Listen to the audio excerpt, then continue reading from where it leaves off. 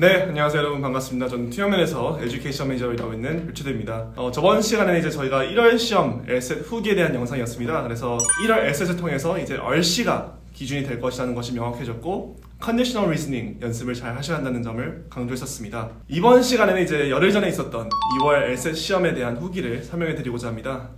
본 영상에 앞서서 저희 학원 원생분들의 후기와 또 파워스코어 February Recap을 기반으로 제작한 영상이라는 점을 밝힙니다. 그럼 바로 들어가 보시죠. 2월 LSAT 2월 시험은 이제 다른 시험들과는 달리 북미에서만 치러지며 이틀 동안 치러지는데요. 시험 기간이 다른 시험들보다 이틀이나 적은 만큼 소위 말하는 후기 대학들을 위해서 혹은 주로 내년에 로스쿨을 입학하는 분들이 치릅니다. 그럼에도 이제 2월 시험이 중요한 이유는 무엇이냐? 다른 시험들 1월, 4월, 6월 등의 시험들보다 난이도가 비교적 좀 쉬운 경향이 없잖아 있고 이 시험들이 주로 내년 혹은 내후년에 시험에서까지 사용되기도 하기 때문입니다. 2월 시험 자체에 대한 얘기를 좀 해보겠습니다. 이번 시험에서는 얼씨 더미가 없었습니다.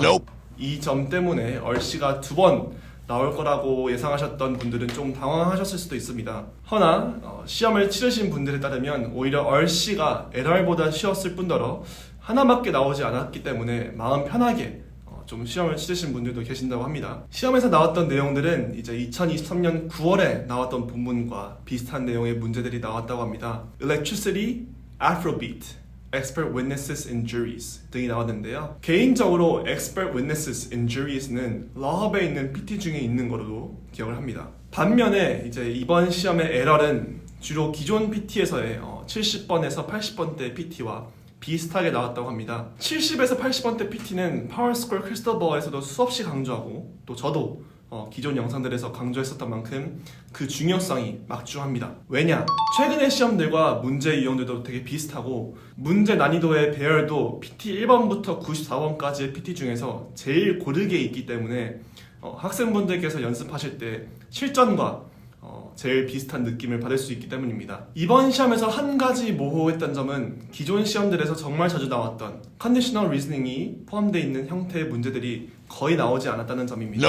허나 이것은 아마도 2월 시험이라는 특수성 때문이라고 생각이 듭니다. 컨디셔널 리스닝은 제가 앞서 말씀드린 대로 개편 후에 시험들에서 매우 중요한 역할을 함으로써 학생분들이 시험을 치르실 때 큰 변별력을 가지게 합니다. 그러나 이번 2월 시험에서는 거의 나오지 않았기 때문에 그만큼 비교적 쉬웠다라고 할 수 있을 것 같습니다. 결론적으로 이번 2월 시험에서는 얼씨 더미가 없었고 컨디셔널 리스닝도 나오지 않았기 때문에 비교적 쉬웠다.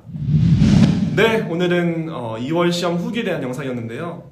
투영맨의 에듀케이션 매니저로서 개인적으로 좀 추천드리는 점은 만약에 혹시 북미에 계신 분들이고 또 후기 대학 T20 이하의 대학들을 지원하시는 분들이라면 2월에 시험을 치르시는 것을 추천드립니다.